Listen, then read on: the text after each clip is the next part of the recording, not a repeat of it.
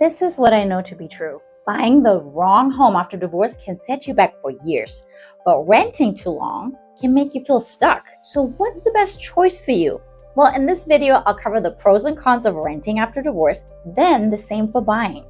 Then I'll tell you how to decide between the two and give you a few tips before you make your move. So first, let's talk about the benefits of renting. I want to tell you the biggest factor here is flexibility. Renting can be smart if parts of your life are still changing. You may not know exactly where you want to live yet. You may want to stay close to your children's school, try a new area, downsize, or move closer to family. Renting gives you the time to figure all of that out before you commit. Of course, the money side matters too. Buying usually means a down payment, closing costs, inspections, cash reserves. If your divorce has affected savings, it might not be time to buy. You might need to rebuild first. And beyond the numbers, sometimes you just need breathing room. After divorce, many people feel pressure to make everything feel settled right away. But renting actually gives you a place to land while you decide what you want to do next, and that could take time. It can be a huge relief to just find something down the road without the added pressure of time. Plus, renting also removes the stress of having to handle repairs, maintenance, property taxes, surprise expenses. But of course, renting isn't perfect. There are a few things you really need to think about when you make your choice. The downsides are pretty much the same as they'd be for any renter, but some of them are magnified because of your situation. If you've just gone through a ton of stress from uprooting your life, then having to move a second time after a short rental period is the last thing that you would want. And if you felt frustrated at a loss of control during the divorce, there's a risk of more frustration if your landlord decides to make a big change on a whim. When you rent, the landlord can raise the rent, sell the property, or decide not to renew. So renting may be a good choice if your divorce isn't final, your finances are changing, or you're unsure about your location, but it's definitely not right for everyone. Now, on the other side, buying might be the fresh start that you've been looking for. After divorce, a lot can feel uncertain. Owning a home can give you a sense of stability. It can give your children a place they know, even if it takes a few months to get used to, and it can give you a place to build new daily routines. This is an underrated benefit. When you know you can plant roots in a new home for the foreseeable future, that's when you might truly feel like you're rebuilding your life. So what do you think? There's also something really powerful about having control over your own space. When you own, you're the one making decisions about your home. How long you stay, how it looks, how to renovate it. There's something to be said for being able to paint your entire house a bold new color just because you feel like it. After a long period where it might feel like you've been fighting to be in charge of your life, having a sense of ownership is deeply rewarding. But there's another benefit you might not even be thinking about. Planning for the long term can also help you rebuild financially. Instead of paying rent each month, your mortgage payment will go towards something. After divorce, that can be a major part of rebuilding financially. And of course, if you have kids, you also continue to invest into their future, not to mention the home they can enjoy all along with you for as many years to come. Buying may help you create a stronger foundation in your city. For instance, I've helped divorcing couples in San Diego for over 20 years. I know how important it is to stay rooted to the place and the people you love. So if your income is steady and your budget works, buying a home can be the perfect way to do that. So what about the downsides of buying? Aside from the financial aspect, the biggest challenge you'll probably face is extra responsibility. When you own a home, you have to handle repairs, maintenance, property taxes, and surprise expenses. And before now, you might have taken it for granted if your partner handled those. When you own a home on your own, those maintenance aspects, they can pile up. Ultimately, buying has to fit your real situation. Don't buy just because you qualify for a loan or because you feel rushed to make life feel normal again.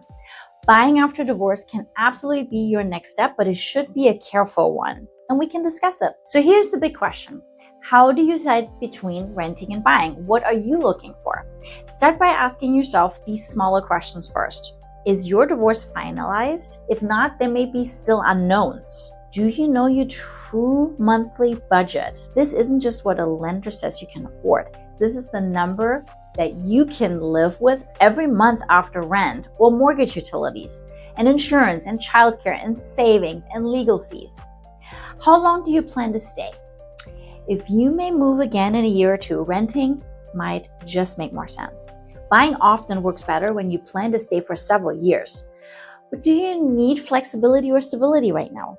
If things are still changing, flexibility may matter more. And the rest of life is becoming more settled, then maybe you're ready for your housing situation to follow suit. And finally, are you making the decision out of panic or a sense of peace? Don't buy just because you're afraid prices will rise. And don't rent just because you're afraid to choose. Take a step back, look at the facts, have a professional guide you. By the way, before I get to a few more important tips on buying during divorce, if this is helpful, make sure you subscribe. I regularly post videos for people making real estate decisions during major life changes. And if you're trying to figure out which San Diego neighborhood may fit this next stage of your life, reach out for a neighborhood consultation. Now back to the video. So before you decide, here's my advice for you. First of all, please do not make this decision alone. Chances are you'll need a real estate broker, a lender, divorce attorney, CPA, financial advisor. These decisions will impact your life and your kids. Try to find someone that has expertise supporting people going through divorce. I'm an RCSD, Real Estate Collaboration Specialist for the divorce. It's a designation specific to helping people going through what you're going through. Another thing you really want to be sure of is your current home's value. If you still own the family home, or if the home is part of the divorce settlement, knowing the current market value is important. That number can affect whether one person keeps the home, whether the home gets sold, or someone else is buying you out. That's why I offer a free home value report for divorcing couples. It gives you a clear starting point before you make your housing decision. And then when you're thinking about the next place, think about your day-to-day needs, not just price. Where do your kids go to school? Where do you work? Where's your support system? Do you need privacy? Do you want less maintenance? Do you need space or shared custody? Your home needs to fit the realities of your life. Also, be careful not to overreact. After divorce, it's common to want the opposite of what you had before. If the family home was too big, you may want something much smaller. If you felt trapped, you may want to feel total freedom. If you felt unstable, you may want to buy right away. Those feelings make sense, and it's a way to exert control. But just make sure your decision fits the future you really want, rather than just being a reaction from your past. Finally, the easiest way to make the decision is to put both options side by side. I mean that literally. You can divide a piece of paper, go down the middle, and make a list. Look at the monthly cost, upfront expenses, flexibility, long-term benefit, emotional impact, location, and timing. When you see the rent option and the buy option next to each other, the right answer often becomes easier to see. So let's recap. Should you rent or buy after divorce in San Diego? Here's the simple version. Rent if you need flexibility, time to rebuild, or space to decide what's next. But if you have a clear budget, enough savings, and a plan to stay for a while, buying might be the good choice. But here's the biggest thing to remember. This is an important decision, but you do not have to make it alone. If you're going through divorce and trying to understand your real estate options in San Diego, I'd be happy to help you think through the next step. Or if you're based somewhere else, I'm happy to refer you to another realtor I trust. You can request a free home value report using the link below. And if you want some help choosing the right area, reach out for a neighborhood consultation. Make sure you subscribe for more videos about real estate, divorce transitions, and smart housing decisions. I'm Melina Rissone, and I'll see you in the next video.